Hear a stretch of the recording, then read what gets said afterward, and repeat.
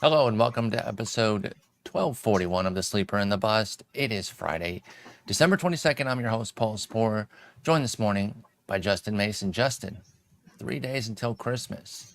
Did you get your Christmas gift last night? I'm such an asshole. I'm sorry. I'm finally ready for the holiday season to be over. Because there is no God. There is no goodness in this world. Santa brought me a lump of coal a few days before Christmas. Like he took a shit in my stocking. Yeah. In the form of Yoshinobu Yamamoto going to the Dodgers. We were talking about this right before we started. Even though it was kind of, written in the stars already, once it officially happens, it really sucks. Yeah. Because, you're not surprised that, the Dodgers rose up and got him. No. It was always kind of telegraphed there. But then when it finally happens, you're like, come on, son of a bitch. But again, we kind of knew it was going to happen. They go for the big mega deal with Yamamoto. Now they got the big pitcher that they needed. Now, the one thing that we're not going to talk about is how this is going to ruin baseball, because guess what, folks? It's not. It's not going to ruin baseball. We talked about this during the Darvish combo. We have these same combos all the time about super team, going to ruin the game, blah, blah, blah. It never happens. Not only that, Justin, I understand that they're going to be the odds-on favorite, but they still got to win the games. And we've seen countless times a team dominate the offseason, like really just crush it, and then fall on their face, whether it's in October or even in the regular season. Look what just happened to the Mets. Like, how quickly do we forget the Mets and we're just going to run it back here with the Dodgers, the exact same shit? So I don't say this to be like, oh, the Dodgers aren't actually good. Of course they're great, but they don't have the title yet. They are still going to actually have to win it. Obviously, you're annoyed as a Giants fan, but what do you think of Yamamoto as a Dodger as it relates to fantasy, our game? I mean, I can't lie and say this isn't like one of the best possible landing spots, right? Like this is like the problem for me is like, as much as I know, like there are some people, including people we love and trust in the industry, that have talked about Yamamoto being a future front of the rotation star, maybe even one of the best pitchers in Major League Baseball out the gate. We don't know what Yamamoto is against Major League pitch or against Major League hitting day in and day out. And you're already over the last month, he's been going at pick 65 in draft champions. Where is he going now? Like he 45? Like is he now all of a sudden gonna be a top 10 starting pitcher? I can't pay that price. Like that to me, like it's just, and the price is going to go up tremendously. It was already, I think, too expensive for me. So I'm excited to watch him as a baseball fan. I am frustrated as a Giants fan, but as a fantasy player, like probably won't be on my team outside of dynasty leagues, right? Like if I'm in a dynasty league, especially if I'm trying to compete right now, he's the 1-1 in the first year player draft, in my opinion. Yeah, I think that's fine with Yamamoto being a 1-1 first year player guy, because the impact could be so huge and you have multiple years. So even if it's a transition year this year where he's like, low 4s ERA or something, which is not out of the realm of possibilities. They got him for 12 years too. He doesn't have to be a mega ace this year to be worth it. Obviously, he'll be judged like that, right? If he comes out 6 earned in his first start, it's a bust, it's the worst contract ever, blah, blah, blah. But I'm with you. I respect how great he is. I'm excited to see Yamamoto pitch in the majors, but I don't think I can pay the fantasy premium right now because he is going to be very expensive. He is already. I'm looking at the last the draft champions data over the last month. It's 13 drafts. He's 66. Where did you say he was going? 65. Yeah, it's 65 over the last 12 drafts. Yeah. Yeah. So okay, we're looking at the same thing. Like you said, this is going up 20, 30 picks. He's gonna be inside the top 50, and that's a tough sell for me for a guy that's never pitched in the majors.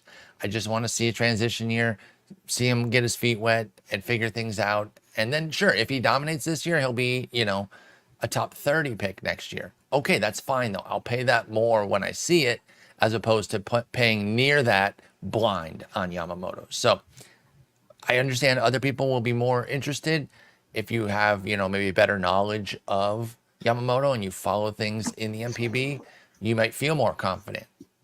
As much as I've been reading and watching stuff of people saying how great he is, still don't quite have the confidence to move forward at this price point. So I will not be having much Yamamoto, if any. Yeah, I just can't rationalize paying that price over guys like Aaron Nola or Trick Skubal. His low in the last month is pick 74, 3 picks ahead of teammate Bobby Miller. And we've been gushing about him. I'd rather just take Bobby Miller. Because he's such an unknown. I don't know. It's not that I think he's bad. It's just you don't know when someone's coming clear across the world, learning a new league. I hope he dominates. I really do. I don't love the Dodgers or anything, but it'd be fun to watch him come over and just crush it. But I have no idea if that's going to happen. And the price I have to pay right now requires that he comes over and contributes at a pretty high level for me to get my value. So for me, Yoshinobu Yamamoto almost certainly won't be on any teams. His max pick this draft season is 111. For those of you who are like, you guys are crazy for wanting to draft early, this is the reason why. Like these are to get in before a market goes crazy on a player. This is why people do that. Totally, because 111 is like an insane bargain at this point. Because of where Yamamoto's going. So obviously we'll talk about him more as the offseason progresses when we get into our starting pitching preview, but let's do some first base preview today. We covered second base in 2 parts. This will probably be 2 parts as well, but we'll kind of see how it goes. Also, programming note, no episode on Monday. Enjoy the Christmas holiday, everyone. We'll get back on Tuesday or Wednesday of next week. Justin and I will kind of figure out what's going on, maybe even later in the week, but we'll have like 1 episode next week. I think we can commit to at least 1 heading into the new year. But let's talk some first base. Again, I'm using Draft Champions data over the last month. This is being recorded on December 22nd. So from 11/22 to 12/22 gives you 13 drafts, and those are the numbers I will be referencing. Like second base, this position has kind of a king, where he's in the first round. He's the only guy up there consistently. Bryce Harper is kind of on the wheel, and we'll talk about him second. But it's also a teammate of the guy who was the king at second base, which was Mookie Betts. And the king at first, of course, is Freddie Freeman. Pick 10 on average, ranging from 8 to 14, so a pretty tight band there at the back in the second half of the first round. He's a god. He's on a wonderful team. Freddie Freeman, not a whole lot to say, I imagine, because he's about as steady as it gets. But what do you think of Freeman? Do you like him as a first-round pick? Does he do enough? He brings, 23 steals last year, 23 for 24, so you can't even say it's like a power average only. He's always brought a contribution of speed, 13 steals the year before. I guess for me, the question is, do you like him as a first rounder? And do you believe that you're getting another 20-something steals? Or is it going to go back down into the teens? Where are you at on Freddie Freeman next year? Yeah, I mean, I wouldn't project Freeman to have 20-plus steals again. I just, it's not like he's young. He's 34. I know that the new base running rules make it easier, but it's just hard to bank on a guy that's not known for speed as a 20-plus stolen base guy. So I'd probably put it in the mid to high teens. Okay. You're going to get 15-plus probably. That still works. But the thing that's more impressive to me is he went back to being, an almost 30 home run hitter, right? Mm-hmm. In his first year in LA, he had 21 home runs. And you're like, oh, that's fine, but not really what you want to pencil in at first base, right? Sure. Especially when you've got guys like Pete Alonso going for, almost 50, in the next round. Yeah, I mean, you probably have to supplement your power elsewhere, even at 29, which is what Freeman had last year. It's still only 8 more than the 2022 mark. But, compare him to somebody like... 8 is big, though. I agree. I agree. That is a big jump. But you also have to understand what you're getting that somebody like Alonso doesn't deliver. 100 points of batting average, that speed component, even if it is closer to 13, 15 steals. And so he does so much. When you draft Freeman, do you instantly go for power to supplement him? Do you wait a little bit, maybe take some of those batting average sinkholes that have the huge power, since he can kind of cancel them out and absorb them a little bit? How do you address the power deficiency? Because simple fact is, like you're just saying, he does come with a little bit of a power deficiency relative to the upper crust first base. I don't know. I mean, I think for me, the purpose of taking a guy like Freddie Freeman in the first round is having such a safe floor at every single category. And so you're starting off your draft extremely balanced, and I like to keep that balance, right? For as long as I can. So, I mean, you can obviously go, if a guy that I feel like, in the second round fell from the first round, then that's what I'm grabbing. It just gives me all the options in the world. One of the things I like to think about in terms of a draft is, draft is like a road with a lot of different forks, and taking a guy like Freddie Freeman gives me more options to go a lot of different directions in my next few picks. And so for me, at least, I like to keep those options open as long as possible. And so staying away from those guys that are batting average sinkhole, staying away from those guys that are, really speed or power deficient, unless someone, exceptional drops, is typically the way I go after I've drafted a guy like Freeman. Yeah, I think that makes a lot of sense. And like you said, he is giving you something everywhere, including excellence in certain categories. It's always a little nerve-wracking to bet on a batting average dependent guy, or somebody that is known for that, because they can be subject to variance of their BABIP. But I mean, he's as nails as it gets. Hasn't hit under 295 since 2015, when he hit 276, and that was in a little bit of an injury season where he only played 118 games, and obviously that's a long time ago. So since then, he's been consistently over 300. That 295 even stands out in the sea of 300 plus batting averages. And over the last 3 seasons, 300, 325, 321. So the last 2 years have been just amazing for Freeman. So top-notch guy, excellent Haven't first even rounder. mentioned 131 runs scored last year. And that didn't lead the league after 2 years leading the league with lower totals, 117 and 120.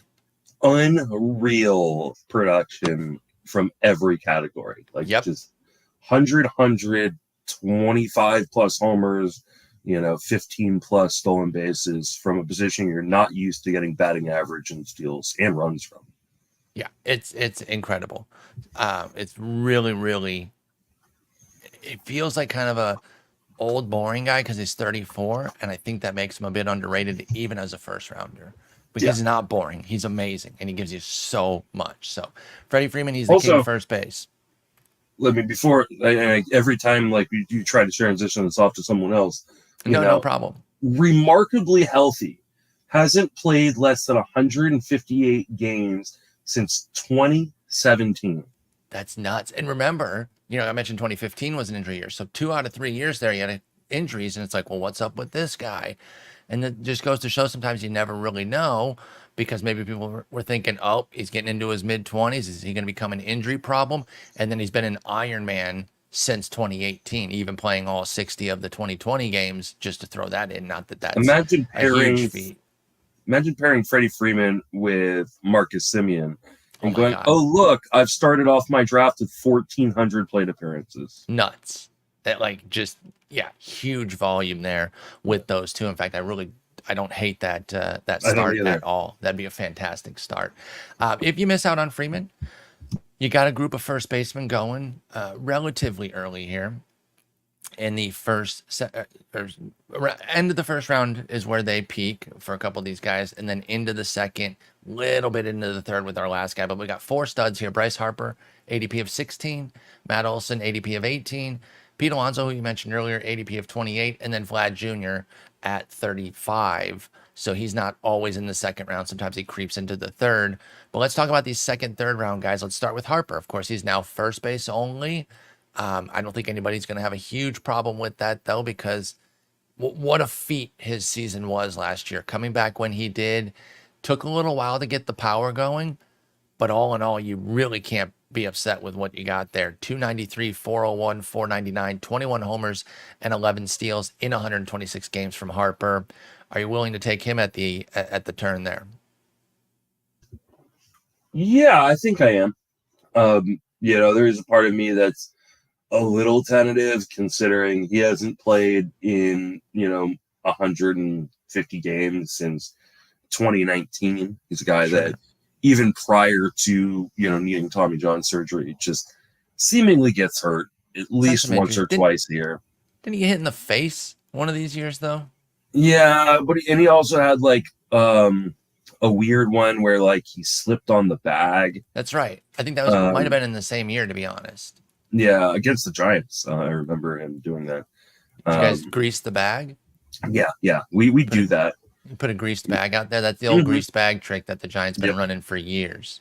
Yeah, I mean, Pablo Sandoval was known for keeping Crisco in his pocket. And it was for different reasons, but then they found an alternative use for it. He was just scooping 2 fingers of it, putting it on his tongue. It started off as, he just needed a place to wipe his hands afterwards because he didn't want to dirty his pants. And he's like, well, here's third base. Yeah. And then, boom, people were just slipping all over. Yeah, and they're like, whoa, look what we did. We got a couple extra outs from that. So, yeah, I mean, there is a little bit of maybe I'm a little gun shy taking him the back end of that first round because I worry about the injuries. But, I mean, first base should keep him healthier. It sounds like that's where he's going to play every day. So he's still so excellent when he plays, Bryce Harper, that like I'm not that 31. Concerned. Yeah, he's 31. I don't think these injuries have been things that I feel like are going to be chronic. Obviously, with the elbow, something could happen again. But batter TJ doesn't really bother me anywhere near as much as pitcher TJ, of course, for obvious reasons. Then a fractured left thumb in 2022, a bruised left forearm in 2021. I don't think these are things that are really going to linger with Harper. And despite the missed time, he was still putting up banger seasons, at least by a rate standpoint, and putting up firm double-doubles. Even in just 99 games in 2022, he went 18-11 with a 286. Last year, I mentioned 21-11 with a 293. So I am willing to take him. I understand maybe a little trepidation, and you might have a guy or two go over him, including the next guy, Matt Olson. If that's your preference, I'm not going to dog you out on that. But for me, I'm still very much on the Bryce Harper train. And I think we've got another mega season where he plays $150 plus in his back pocket, if not multiples. I think he is, a true generational star. I think his floor is what we were drafting Freddie Freeman at the back end of the first round for last year. Yeah. So, I mean, I think there is, honestly, if you think he's healthy, and there's no reason to think he's not healthy, at least entering the season, he should probably go towards the middle of the first round, to be quite honest. Yeah, you can make a case for him like right after Freeman.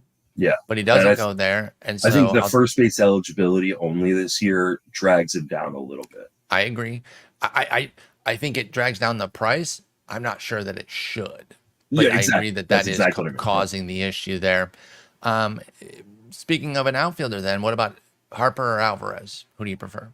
Harper. Because he got his own injury issues, right? With his crusty ass knees. I do not trust. I mean, I love Jordan Alvarez from a street skills perspective. Yeah, exactly. But he's so scary. You get zero speed from him, and I just have no idea how many games you can really honestly pencil him in for. Like, he terrifies me. Yeah. Like, I cannot rationalize how people rationalize, I guess, taking him where he goes. I mean, right now he's going to pick 17. I mean, look what he did in 114 games. I know, but 31.97 for that early. Like, I know, but 31.97, 293. Change your disposition for a moment. Say you're in on him, because both of us are tepid on him. But say you're more in on him, and you're projecting, 25 more games on top of that. I see how you can get there. I'm just with you where I don't want to take that risk. I'd rather take different risks than Jordan Alvarez He scares me. He just scares me. I mean, So I won't be having him. In the defense of people who are drafting him that early, you look at the guys going after him and you go, oh, well, they all have red flags. Their own particular issues. Yeah, I mean, you know, Matt Olson, does the batting average, like, you know, regress? Ellie De La Cruz is even in the majors. You know, Corey Seager's got like injury history that's really, really scary. You know, Lindor got hurt a number of times. Robert, like, is always injured. So, like, yeah, I mean, actually, if I if have you more want to skills put him, concerns with Lou Bob than injury concerns. you put, you know, I think it's fine to put Jordan right there, 15, 16, because everybody behind him has, you know, has some sort of concern. Like, I'm not going to draft him there. If I'm at 15 or 16, I'm going to take either, you know, Harper or Seager or Riley or something like that. But I also do not want to be drafting 15 or 16 this year. For me, there is a clear difference between probably the top 12 and then the rest of the draft. Really? Yeah. Okay. I think if you look at the ADP as currently constructed, I think for me, the line is Jose Ramirez. I mean, you don't include Shohei? I don't. If you fucking say that he's util only, I'm gonna. No. I good. I can go back to bed. Yeah. 6:00 in the fucking morning. No, actually, maybe 13 is the spot. Yeah, maybe 13 is the spot, because part of me is like, you know, like, oh, he's, you know, coming off the injury. Like, do we know if he's actually going to be ready to play to start the season? But I feel pretty good. I feel pretty good, and I mean, even if we got 130 games out of Shohei, like, you know, he could go bonkers. So yeah, absolutely nuts with that. Yeah, I mean, he is going to only DH, so, you know, he's going to be, you know, playing every single day that he is healthy for it. So, yeah, so maybe 13 is the line. So, okay. But yeah, I mean, for me, there is a little bit of a decent sized gap. Sure, so I can see that. Like, there's a big bunch of steady guys there. I'm not as upset if I like that wheel, you know, and it's easier to get 15 than it is to get 1. It seems more people gunning for 1 when they're doing their KDS, and I like the double pick. But I understand what you're saying about that upper crust. It is pretty strong without any real questions, right? Anybody can get hurt any year. We know that. But when you're looking at that top, you know, 12, 13 that you're talking about, they do feel pretty ironclad. So I do get that. Let's bring in Olson. We talked about him. You mentioned the big question, right? You nailed it already, because he hit 54, 139, both MLB bests. That was always in his bat. I think this show's been pretty pro Matt Olson pretty much throughout his career, knowing that 50 was in the cards. But it came with a 283, and that was the real game changer that took him to another level, and now has him as the 18th pick on average. You ask the question, now I'm going to have you answer it. Is that batting average real? Are you betting on that, or even a portion of it, right? Maybe not holding 283, but do you think he's a 270 something? Where are you at on the Matt Olson follow-up to the major season? I think the batting average has to regress. Like, I mean, his batting average was 263. You know, he had a fairly decent bump in BABIP, you know, and maybe his BABIP in 2022, which was 274, his BABIP in 2023 was 302. Maybe that was a little bit unlucky, and so we meet in the middle a little bit, put him closer to that 290 or 279 career BABIP, and yeah, it's going to drop. I think the batting average will drop. The in-zone contact skills are not good. We're talking about like 77% zone contact, and, you know, for league context, 84, 85% is usually around league average. So 77% is not good. I mean, he's a really, really good power hitter, and he plays in a great park on a fantastic team. I just don't know that he's a second round pick for me. I get why people are going to do it. Is Alonso? I think Alonso is borderline, but Okay. probably not for me. Okay. Because I was going to say it'd be hard to advocate for Alonso, but not for him. Not for Olson. Yeah. I think it'd be like one, you like the other. If you don't like one, then you're not drafting the other necessarily. No, it is a cheaper pick, right? With Alonso. Yeah, you get but a that 10 skill set pick is discount. pretty much the same. And it's still the same round, right? Like, Yeah. You can't be like, well, I'm just going to wait till the next round to get Alonso, because Alonso's probably not going to be there the next round either, right? So you've got to make your decision depending on where you're at in the draft. Depending on how I start my draft, I might consider it.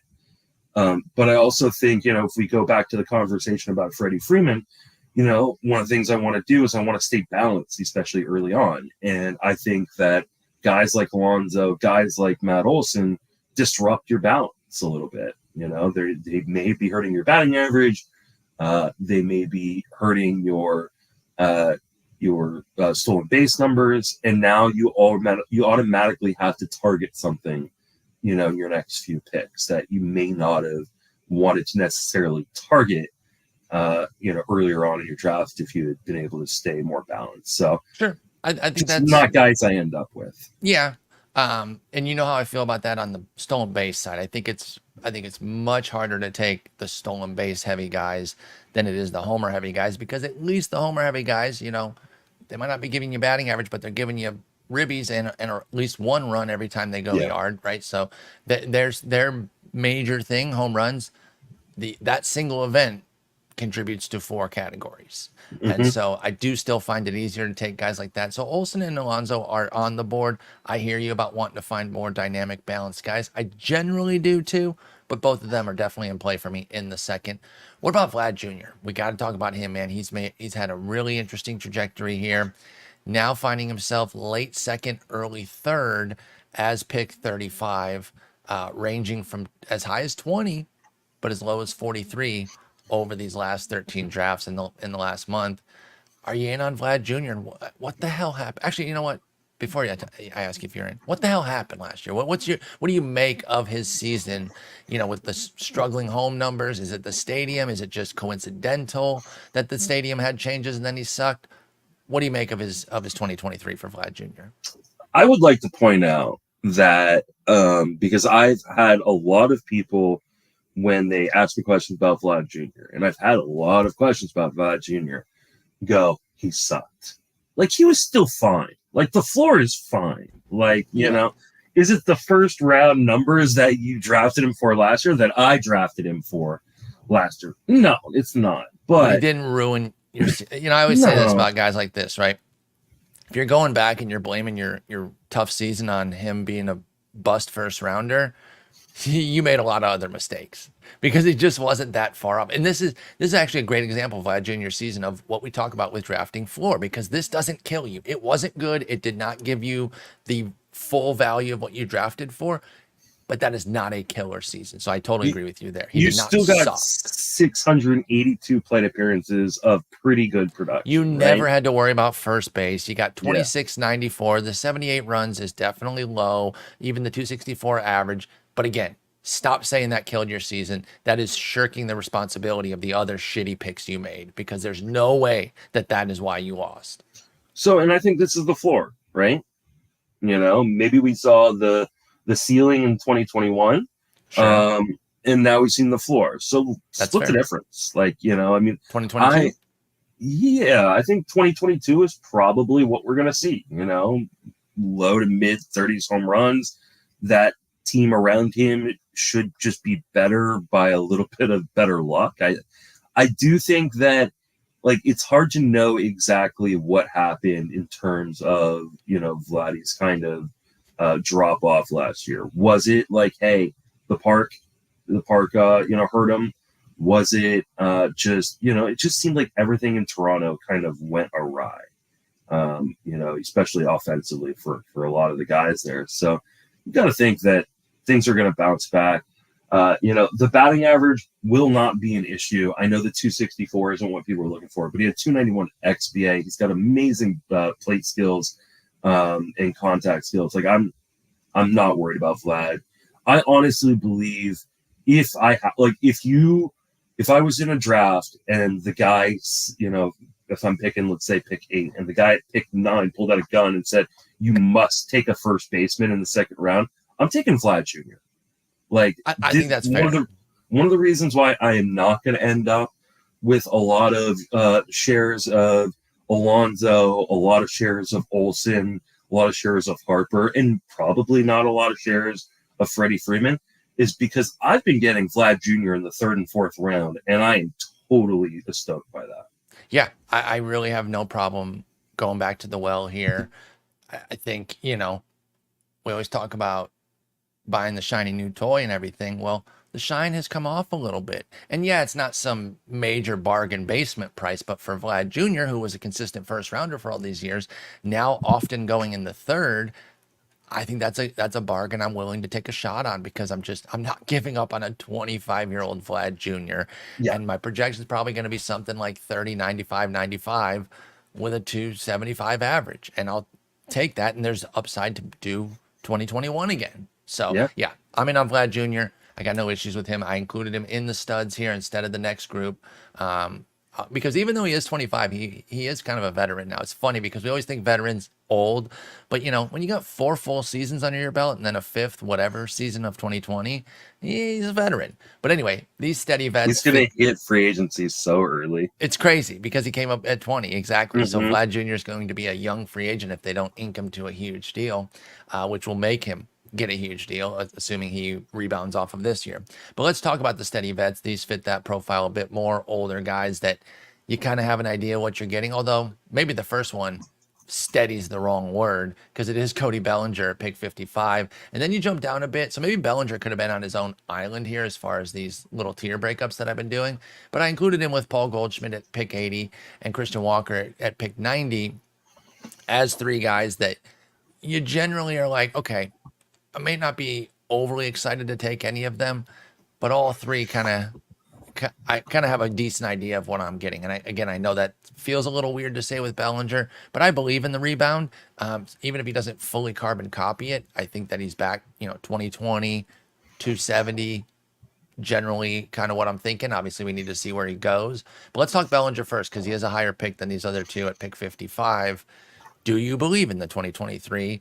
And are you drafting him in without knowing where he's going yet? Or are you waiting until we see exactly where Bellinger lands? I haven't drafted him yet. For some reason, I know what the reason is. There's part of me that just doesn't love having to pay the bounce back price.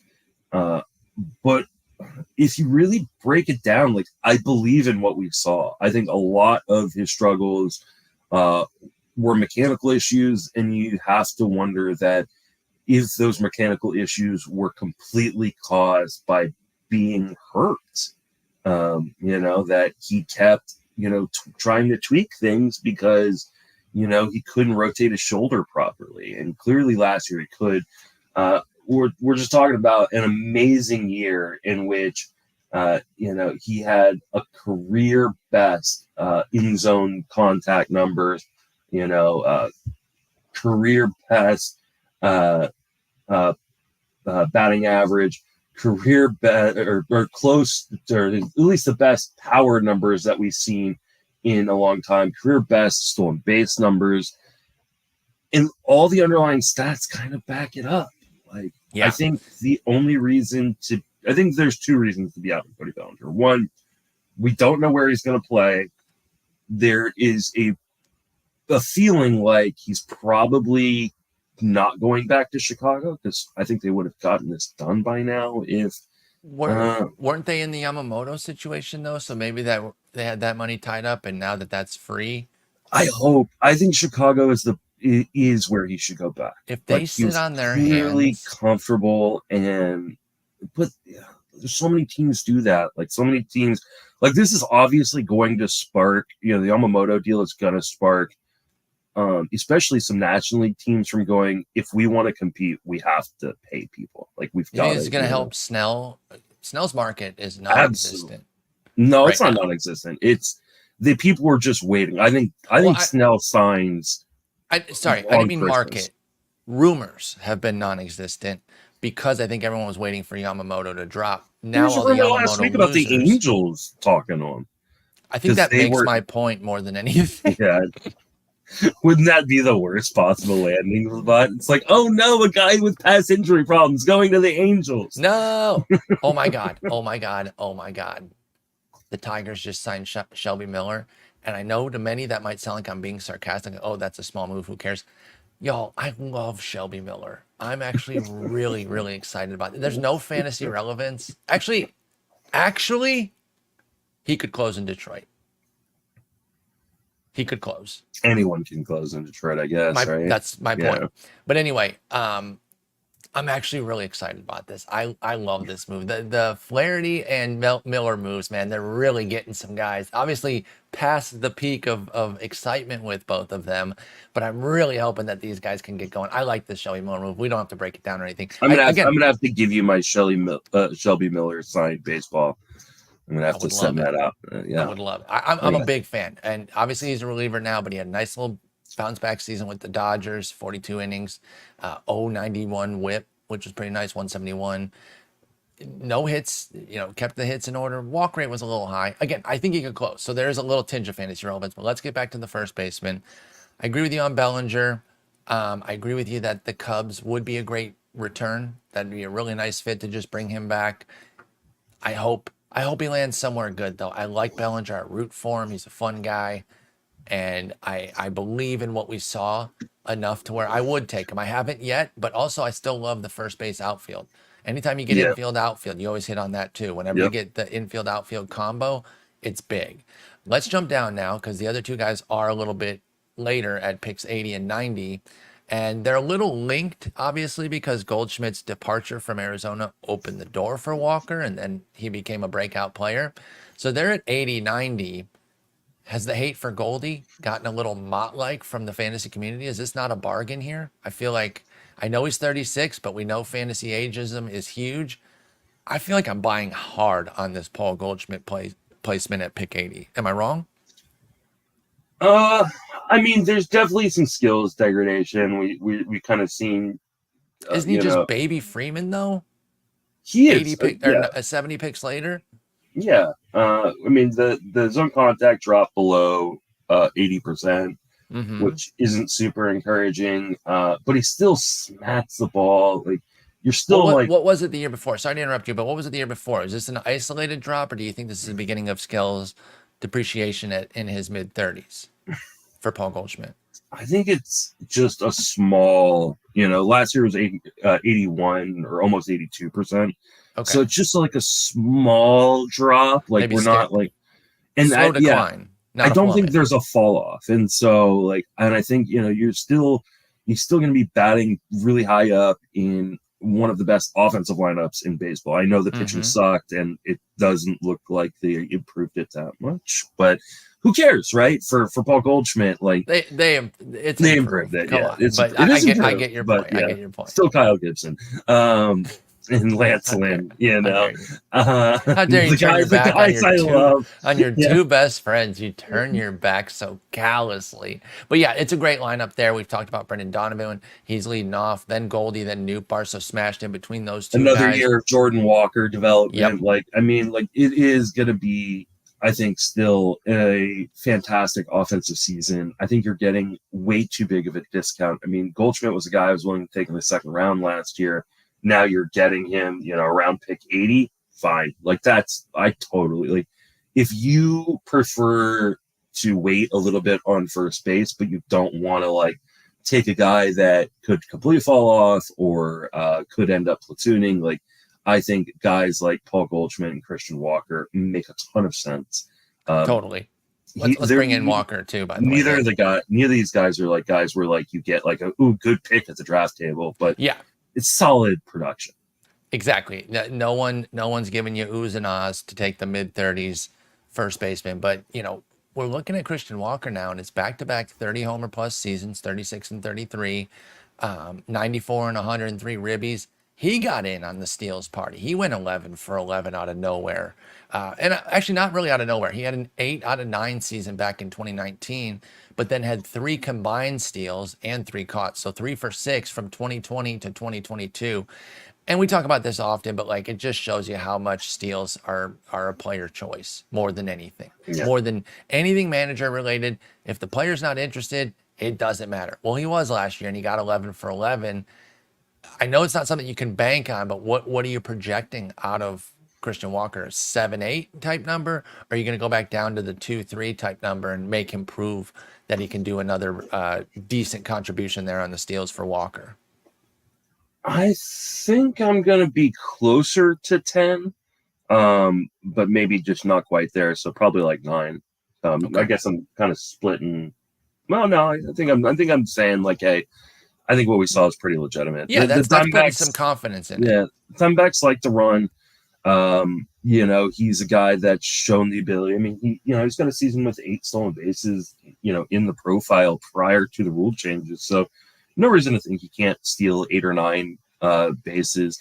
I mean, talk about consistency. We're talking about a guy in the last 2 seasons, right? 30 plus home runs, 85, runs scored, decent batting averages, but 660 plate appearances in each of the last 2 seasons. And I know he's a little bit older than some of the other studs, but yeah, I mean, I think he is, pretty easy, consistent production that I love having, And of in course, my draft. we like that lineup. So Christian Walker with I think that's Carroll, gonna get better. Yep. Yeah, Carroll Marte and Gabriel Moreno ahead of him.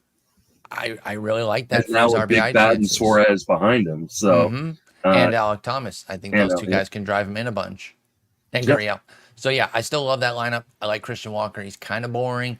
Like you said, no oohs and ahs at the draft table. Who cares? Don't be drafting for oohs and ahs. You can even get him after pick 100 pretty consistently too. So Christian Walker, nice first base option if you do want to wait. Or if you even want to stack up at first and go corner for him, obviously that's even better. Next big thing, we did talk Spencer Steer. Actually, no, he doesn't have second base eligibility. We did not talk about him. We just talked to him randomly. That's right, because we talk about Cincinnati guys all the time, and we're going to talk about 2 of them here. He's at pick 104 with his triple eligibility. Triston Casas, pick 107. Spencer Torkelson, pick 118. And Steer's teammate, Christian Encarnacion-Strand at pick 121, who we do like, although the Jamer Candelario situation probably muddies that up, and we'll get to that. Let's start with Steer. First, third outfielder, 104 pick. Coming off a great year, you buy him back in on our boy Steer. Yeah, I've already drafted him at least once, maybe even twice. Hard to get him when I'm in a league with you, but triple eligible, 5 category production, plays in one of the best parts. I think the only question is the same question we're going to have for every Cincinnati guy until they make some extra moves, which we hope at some point they do.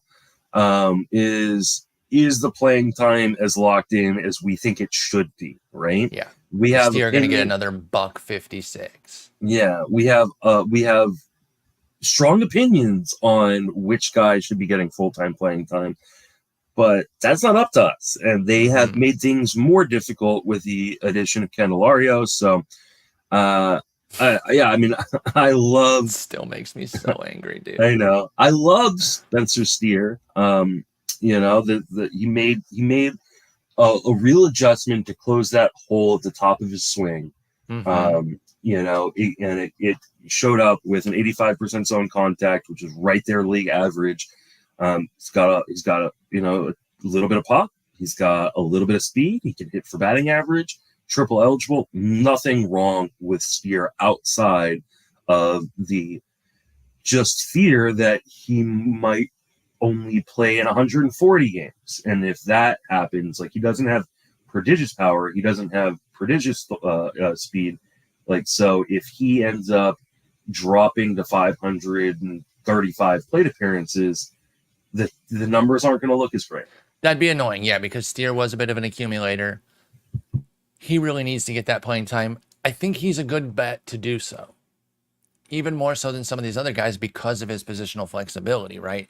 So it does seem like if he continues to play the way Steer did last year, which I believe in, I think he has a strong chance to get to that $150 with some health, bouncing around to first, third, and each corner in the outfield. So I'm still going to bet on him. I'm very excited about Spencer Steer. Obviously, there's a huge premium this year after I took him with my last pick in the main event last year, but I'm willing to pay the premium. I believe in my breakout, and I will double down with Spencer Steer.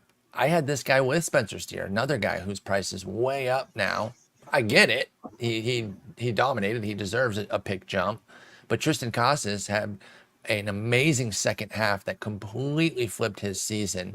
The thing of it is, though, if you investigate under the hood, the first half said that like this power was coming. It was hard to kind of stick with him in shallower formats. I totally get it, because you're looking and you're like, what's up with this guy? And, you know, this batting average is killing me from April. That's the thing, though. You got to look at the game logs. Outside of April, he was really fine, but that was weighing down his first half numbers because he hit 133 in April, Casas did. So he hit 225 in the first half. People might have been looking up, the 225, decent power, screw this guy. But everything under the hood said there was way more power coming. And after 3 homers in each of the first 3 months, April, May, and June, Casas went 7, 5, and then 3 in only 13 games in September. So he didn't finish the season on the field, unfortunately, but everything else was a positive for Triston Casas. What do you think of his second half breakout? Are you buying at pick 107? And can you drive the ship for a second here? Because I have to run away for 1 millisecond. Yeah, I can definitely drive the ship on Triston Casas for a minute. Triston Casas is one of the most perplexing players we are going to talk about this season. Or this draft season. And this is why, right? You said it. First half struggled. But the underlying skills said, like, hey, he's going to be better. You know, the zone contact was actually improved from 2022. He's hitting the ball with power. He was just getting really, really unlucky and kind of bad outcomes on really, really good skills. And so you and I had a podcast in, right around the All-Star break. And we talked about, like, okay, who are the second half breakouts? Who are the guys that, we feel we should be banking on or trying to trade for in trade leagues here in the second half? And Triston Casas was one of my dudes. I was like, look at these underlying skills on this guy's first half. And, like, he's going to break out in the second half. He's going to have this massive second half. You should be buying on Triston Casas right now. So he goes and does it, right? Like, he has an amazing second half, hitting for power. The batting average comes up. You're excited. Did I come back to the part where you're going to rain on this parade? Yeah. So now everybody's all like, look, the skills were bad in the first half, but he was just getting unlucky, and then he broke out in the second half. He's got to carry it into 2024, right? I don't know. I really don't, because while the production improved in the second half, the underlying skills reverted right back to what they were before. Yeah. The zone contact was bad. The swing and strike rate was bad. Like, I'm a little afraid that Triston Casas is Dr. Jekyll and Mr. Hyde, and always will be, or not always will be, but at least for the next season will be. And so, I think that's fair, though, right? These power guys with the swing and miss in their game, that's just part of it. Doesn't that make him a good or a better roto pick, where it's like, hey, you're just looking at the end of the year. Yes, you ride the waves and just say, hey, what am I going to get at the end? Don't look in every week and see, like, the weeks that he's hitting my body weight and then the weeks that he's hitting 700 with 4 homers. Like, it's going to be that sort of EKG up and down with the Casas. Only problem is in leagues, even roto leagues, that are like 10 and 12 teams deep. Yeah. You're going to drop him at some point. Yeah. Like, are you going to cut him during the cold streaks and then miss the hot streaks? And then he's one of those difficult to time players. So he's no longer in a spot in the ADP, Casas, that makes it worth those struggles. Like, when he was going pick 150 or 160 or 200, like, fine. Like, I mean, I'll take that gamble. But now pick 107, you're passing up on guys that we all really like, that either give you really solid, good production, or have some really tantalizing upside, or both. Like the guy we're about to talk about on your Tigers, like I think he has shown us what a pretty, what is going to be, I think, a pretty good floor with a lot of upside, and Yeah, with Torque. give me that all day. He ends up popping 31 homers, 94 ribbies, 88 runs, 233, 313, 446. I think the batting average will stand out to some people. I was like, wait, what's up with that? I think he hit into some bad luck quite a bit last year at times. Obviously I watched Tigers damn near every day. 269 BABIP was there for Torque. I think he was striking the ball well enough to have a much better batting average. I think he's more of a upper 250s to lower 260s type of guy. And I think he can get those 20-something points of batting average while keeping the power. I really think we saw the Torque breakout. I think between the two, I would also take Torque. First off, he is 11 picks cheaper, so there's a chance I can get him a little bit later. But also, I think his batting average is going to be better. Even though it was only 233 last year, I do think that Torque is a better batting average bet than Casas, even though Casas had a 30-point advantage last year. Yeah, and I mean, one of the things that I love, especially in your first 100 to 150 picks, are guys that you can just set and forget.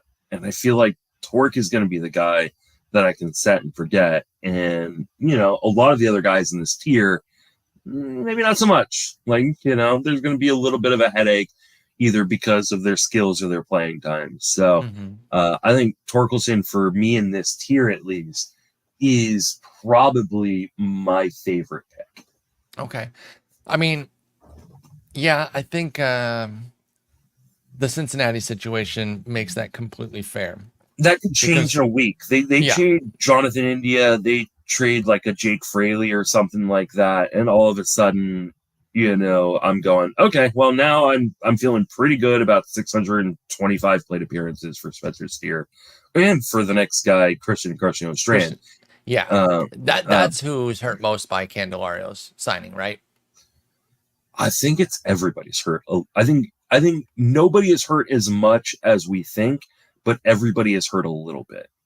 Okay. I think when you've got this kind of depth, I think they're just going to rotate it in and out. And I think, you've got to start saying nobody's getting to 675 plate appearances. Everybody's going to have, 575 to 625. So in the last two drafts, 183 and 162 for CES, almost certainly a response to the Candelario signing. How do you like him at that price point, which would put him in our next tier? Give me all day.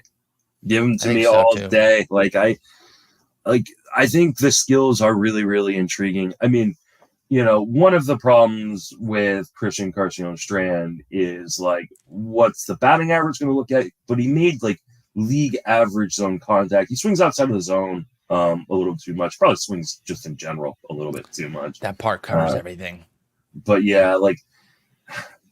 so I mean, we're not going to see another 270 batting average, at least in my opinion. I know Steamer has him projected for 271. Those playing skills and the swinging, I tend to agree with you on CES. Yeah, I think there's at least a wide range of outcomes in the CES batting average. But Encarnacion-Strand, he's super, super intriguing. There's just a ton of power.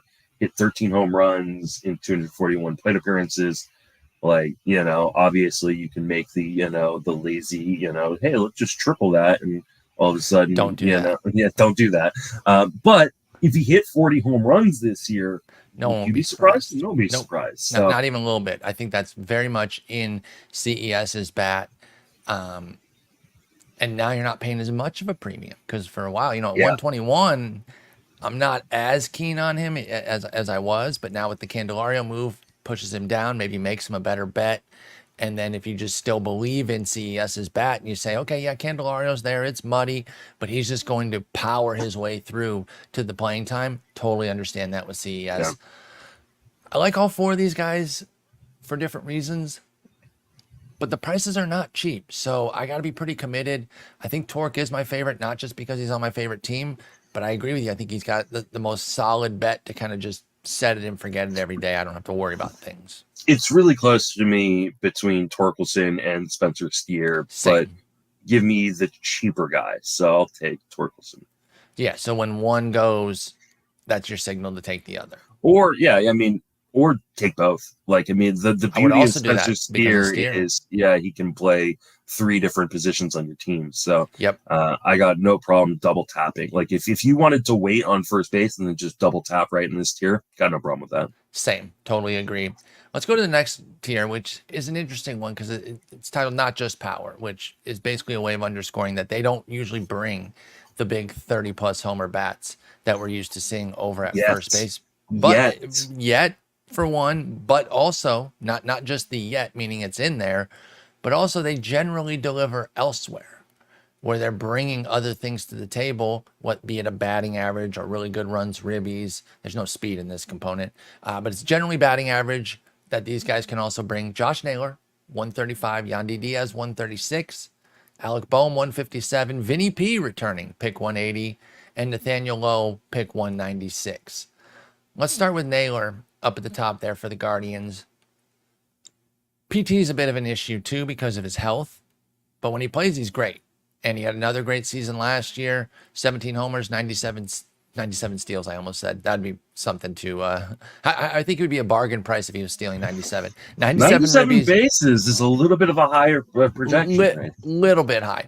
10 steals, though, which was, kind of a nice little boost from Josh Naylor after 6 the year before. But 122 and 121 games the last 2 years. He did get a 308 average last year because he makes a ton of contact, 14% strikeout rate. I love what Naylor brings. Is this a fair price for somebody that's only played 122 and 121 games?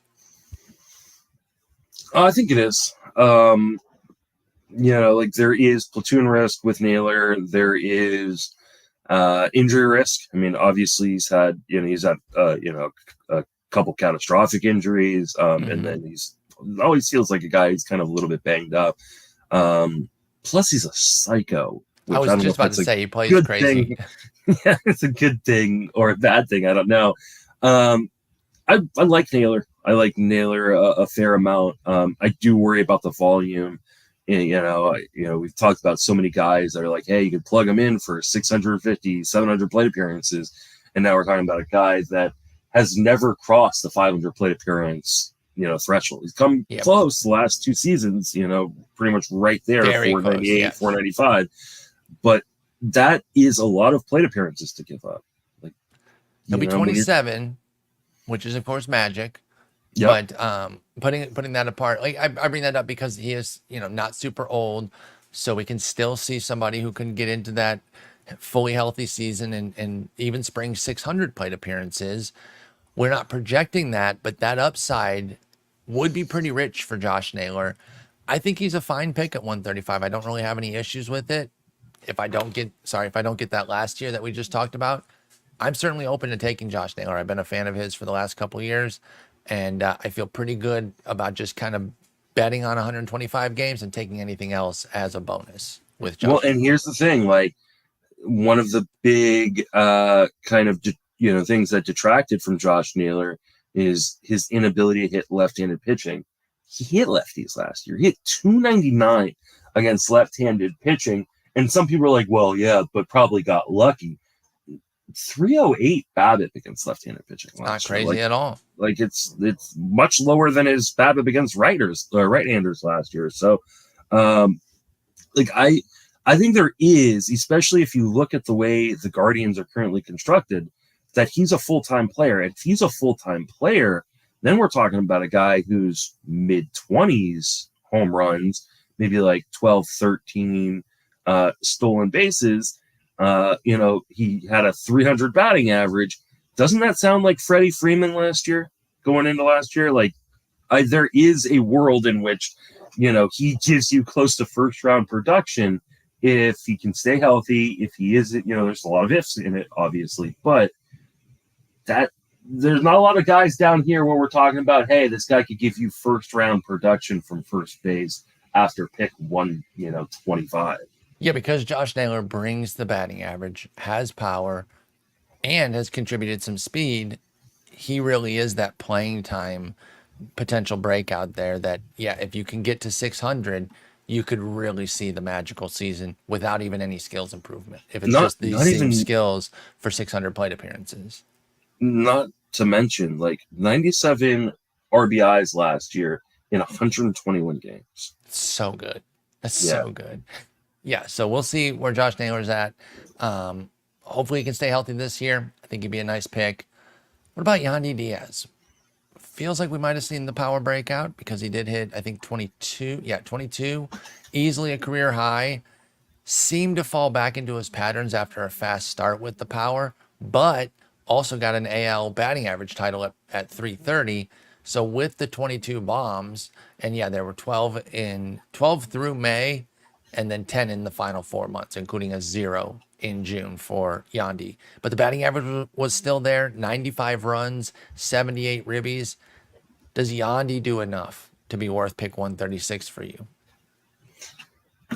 Such a weird dude. Like this guy, like just, you'd think like, hey, you know what? We saw a little bit of power breakout in the first half, and then it kind of tailed off in the second half. And you'd go, well, what's been the issue with Yandy Díaz? It's been launch angle, right? Dude just can't lift the ball. So let's go check his launch angles from the first half and the second half and kind of compare. Like, hey, is there something bankable here? Is there a skills growth, or was there a skills degradation in the second half? His launch angle in the first half was 5.3 degrees. His launch angle in the second half was 6.3 degrees. Wait, so second half? Yeah. Second half was better. He had worse power production because both halves were still extremely low. What about April, May specifically? Was he up during those months when he was hitting for homers?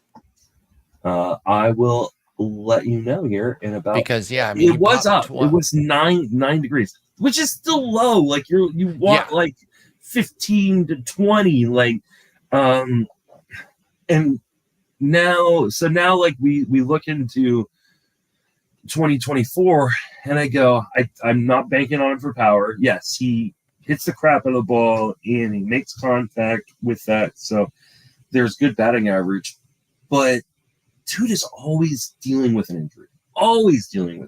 Like I don't know that I got any more notifications than Yandy Díaz has left the game. Like, I think I got about 35 of those last year. Like, now, do you think that has? Anyone who's seen me will not be surprised by this next comment. I'm not Mr. Muscle Guy. It is everything to do with it. I mean, okay. And I've talked about this on the show before. Well, hang on. Let me explain what it is. He is obscenely muscular. Yandy Díaz is, and that's why I was asking Justin if that's part of it, because he is yoked out. He looks amazing. That's why everyone says if he gets launch angle, dude's going to hit 90 homers, which obviously is hyperbolic. But I wondered if all that muscle was part of the problem here. So one of the issues with Aaron Judge, right, was like he couldn't, and I mean, Giancarlo Stanton still hadn't figured it out, has been like these guys who are super muscular, they tend to not have really good flexibility, right? Mm-hmm. They're not nimble, they're not flexible. And that is a product of working out with weights way too much and not doing proper flexibility training on top of it. If you've ever walked around a gym or seen a bodybuilder and it looks like they can't, or they're kind of curled up, kind of flexing all the time, right? Yep. Sometimes that is actually just the way their body now operates. Yeah, their arms like sit like this because they've done so much of this heavy lifting without the flexibility work that their tendons actually shorten. This leads to injuries. It leads to a ton of injuries. It's the reason why the Yankees told both Stan and Aaron Judge they wanted them to do yoga. They wanted to do calisthenics that would help their body become more limber, become more flexible. And it seemingly has worked really well for Aaron Judge, for Aaron Judge. Maybe not so well for Stanton, but who knows how much work they're actually doing it. I know the White Sox told Andrew Vaughn to do it to kind of help with his back issue last year. So this and only this is why I don't lift weights. That's the only. Yes, absolutely. I don't want to become inflexible and get injured. But yeah, if you have a lot of muscle on your body, you are more than likely going to kind of be inflexible. And when you're inflexible, it's much more likely that you're going to develop reoccurring soft tissue injuries, Especially when hamstring you're pulls, ripping huge swings the way Yep. Yandy does. oblique injuries, hamstring injuries, quad injuries, and so I don't think this is going away unless we see him come in and, he says, oh, you know what? Instead of, lifting weights, I spent all off season in calisthenics. I spent all off season stretching. I was doing yoga. I don't think things are changing. For Yandy Díaz. I think so. You project him for 135 games then? The way he's basically been living at 134, 137, 137. So then the next question is, how much of the 22 homers do you take seriously, or do you put him right back down to say 14, 15? Okay. Yeah. Okay. So then are you drafting him? Is it fair to get a 290 average? Okay. Then I agree, by the way, with all that. I don't have a problem with people drafting him, but he, and this kind of also eliminates a little bit of the Josh Naylor situation too. Why it's so important for him to actually play against lefties is when you get a guy with premium batting average, it only really is premium batting average if he's playing all the time, right? True. Like you need those plate appearances to make that batting average actually mean something. And in fairness, Yandy did have 600 last year. Yeah. Despite 137 games. I just don't know that I bank on that this year. Exactly. And I agree there. So I am nervous. I'm not really drafting him. I agree with you. And I know sometimes this might feel like fence sitting when we say that we're not drafting a guy, but we understand why other people do. It's just because I'm not quite there. I'm not like, oh, he should be pick 190, but I'm probably more like he should be pick 150, 160, and he's going 136. So it's like, I respect somebody that takes him there. They believe in him a bit more. That's okay. But it's a roster construction issue. Exactly. And we don't want to play that game. That gets 0 stolen bases, you can only really bank on for, 15 home runs. 75 ribs too. Like he doesn't give you tons of ribs because he usually bats high in the order. Yandy does. And if those plate appearances come down, as I would suspect they do, like what are you looking at 60 ribs now? Yeah, that'd be tough. He leads off a lot. So he's a unique leadoff hitter.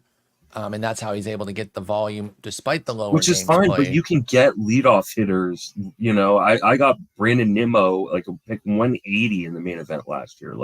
And you can get those guys later. Yandy does. Yeah, I actually believe that's a good call out there, and also has some injury concerns of his own. So why not just take the later version? That's a good call. Yeah. So Naylor and Diaz, they have their risks. Let's jump down about 20 picks down to Alec Bohm. We've been talking about Bohm now for a while. Wait, 2020 his first year or 2019? 2020. So yeah, he first appeared in the weird COVID season, then really didn't follow it up in 2027 because it was a small sample run of excellence in the 44 games, and then everyone was drafting him, excited about him in 2021. Kind of fell on his face with a 247 average and 7 homers, and then has been pretty decent the next 2 years. 13 and 20 homers. 284 and 270 or 280 and 274 batting averages, but 97 ribbies was sneaky nice last year. That was a really big deal for Alec Bohm with the 20 homers. Does he continue to kind of build because we have a little bit of a stair step building here, or was last year the peak for Alec Bohm? What do you think of him at pick 157?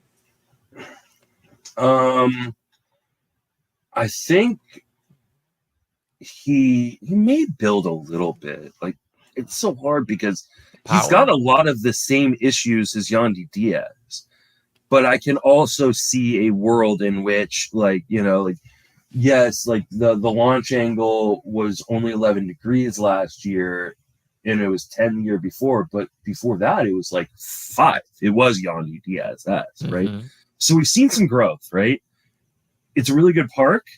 It's a pretty good team. He's hitting in the middle of the lineup. We know he can make good contact in the zone. 91% zone contact is like elite for a first baseman, but pretty darn good for just any hitter in general. And like he doesn't smack the ball with a ton of authority, but he hits the ball hard enough. Like, I think there is a world where there's another level, but I wouldn't bank on it. I would say like last year is probably what I would say is the 75th percentile kind of ceiling. Okay. I do think there is a world in which there is another level. I just think the chance that he gets to that is pretty small, considering like how much he hits the ball on the ground. He did change that this year. He dropped it to 42% ground ball rate after being around 50. Yeah, he's slowly. In fact, there's a decline every year on ground ball rate for Alec Bohm. I'm going to take a look at this, just the second half. 42% mark. So I do wonder if maybe, if he pushes to 25, 100, gets the batting average back up to 280, gets more runs. Also, could he move up the lineup? Would be another thing with Bohm. I wonder if you think he could, because he batted all over, but it was primarily 6-7. There was 20 games at 4, 16 games at 5, 20 games at 2, but it was 51 at 7 and 29 at 6. So maybe Bohm he could move up. 5th, but if I want to keep the righty lefty, I think Stott's still 5th. I think he's probably 6th in the lineup. Like, he's not supplanting Harper or Turner or Schwarber or Castellanos. So, like, getting in the top 4 is not happening. And if they want to just keep the kind of the balance of righty lefty, I think Stott stays 5 and Bohm is 6. I think that's fair. So that would be tough for him to improve his volume a ton there by staying 6. What Alec Bohm is that nobody else in this tier is, right? And there are guys I like more in this tier than Alec Bohm, is a really safe floor. Like, I think you're going to get a pretty decent batting average, some good counting stats, and 15 to 20 home runs. Yeah, I think that's totally fair. I agree that the floor is solid. It's boring, but he's going to get you there with maybe a tinge of upside. And he's on a good team, too, so the runs and ribbies could... Because if he is 6 consistently, like I said, he had 59 games at 7, so he could improve the volume. I know I just said he won't improve the volume that much, but even moving 6 to 7... he's 600 bankable plate appearances, which is better than pretty much everybody else in this tier. Yeah, let's talk about a guy who had like 6 plate appearances last year, Vinnie P. Oh, but I'm excited. Vinnie Pasquantino had everyone geeking last year, and I was among them. He actually wasn't really doing his thing yet in 61 games, but we can't say anything about that because it's just too small of a sample to be like, well, he would have been a bust if he had stayed healthy. We have no idea. He could have easily turned it around, but it had not been going like quite as well as the hype. 61 games with 9 homers, 247, 324, 437 slash line. Not super impressive. But then he gets hurt. He's out for the rest of the year, so he misses 101 games. He's coming back. You said your excitement's coming back with him. This was on the heels of a 295, 383, 450, and 10 homers in 72 games the year before that really got people excited. So you think we're getting more 2022 than 2023 Pasquantino in the return. So you like him at pick 180? Yeah. I think I've already drafted him twice. And I will continue, especially if I think the price will go up, especially as more people start seeing videos of him hitting. Sure. I saw one video of him in the batting cages and just smacking the pits out of the ball. And I was all like, oh, okay, so he's healthy. He's ready to go. In a recent interview, he said, like, yeah, I'm going to be fully healthy, and ready to go come spring training. So I think the price is going to jump. I think if you want a cheap Vinnie P, now's the time, because I think a month or two from now, you're going to be paying pick 120 instead of a pick 180. But like, I think there is a ton to love in this profile. Like, we know he can hit for batting average. I think we all think there is pretty darn good power in there. That Royals team, sneaky getting better around him. So I'm excited for Vinnie P. I think this is going to be a really, really good bounce back here for him. Player or what is the comeback player of the year in 2024? Yep. I think there's a great chance of that for Vinnie P. And I also agree with the notion of price is only going to go up. And particularly in spring, because then once people really see him playing, putting games together, that price is just going to go up and up. So he could be a I will really big still spring be okay riser. with that price. And Yeah. I want to say that I'm going to put that on the record right now. If he gets up, if he's looking healthy in spring training and he jumps up 60 picks, I'm still okay with that price. Sweet. I think I'm with you. I really do. I think I think Vinnie him and P. Torkelson are a really good debate if Vinnie P's healthy. Yeah, I think that's totally fair. And if we see him cooking in spring, that is the price that you're probably going to have to pay. So get used to it if he is your guy. Last one here for today, Nathaniel Lowe, pick 196. Couldn't quite back up the breakout in 2022, which, it happens. He was one of those guys that I did love in 2022, but I was still willing to pay the premium. I didn't get him nearly as much, obviously, because his price was much higher. And thankfully, of course, since he did come down. But it's not like it was a flop season. Oh my God, this guy sucks. He still got 161 games, so 724 plate appearances, 17 bombs, 82 ribbies, 89 runs, and a 262 average. So despite a 40-point batting average drop and a 10 homer drop, both of which are pretty significant, you still got a solid year out of Lowe. Who is he? Is he 2022 or is he 2021 and 23? Because those seasons look pretty similar. I think he's 2021, 2023, with batting average upside, which is probably not what people want to hear. I think people want to hear, oh no, he's that with the power upside. Ditches the ball to the ground too much. He's got a Yandy Díaz problem. And I think part of this is it's not like a muscular thing. It's more of there was a real hole in the top of his swing early on in his career. And I think the way that he has gone about fixing it is by saying, listen, I'm not going to try to hit the ball over the fence. I'm going to be a gap hitter. I'm going to put the ball in play. And then I won't have the hole in my swing. I'm going to sacrifice power for that. And that's not what you really want from a first baseman, right? Like, you're okay with, Triston Encarnacion-Strand striking out 30% of the time because there's the potential it comes with 40 bombs. Yeah. Like a 280 batting average is good, but not with 17 home runs. And so Lowe's been a guy that I've loved the last few years that I've kind of fallen out of love with because while I can appreciate from a real baseball perspective the new approach, from a fantasy side, like there's just not as much juice as I really had hoped for it. So I'm, depending on like if he falls in the draft, if I'm sitting there around 250 and I need a corner and Lowe's still on the board, fine. I'll take the gamble 196 isn't crazy, but No, I'm it's with fine, you. Like but I'm just not racing to get him anymore the way I was. And we do talk about this concept with regularity about how like price is obviously the major determining factor of whether or not you want a guy. And this is a great example of that because I do love Nathaniel Lowe. He's somebody I really root for as a player. And like I said, I was in on the breakout a couple years ago. So he's like one of my dudes. When you hit on somebody, you're like, yes, that's my guy. But now with where he's at, I'm just like, sometimes I'll take him, but I really don't chase him anymore. And I probably won't have many, if any, shares this year.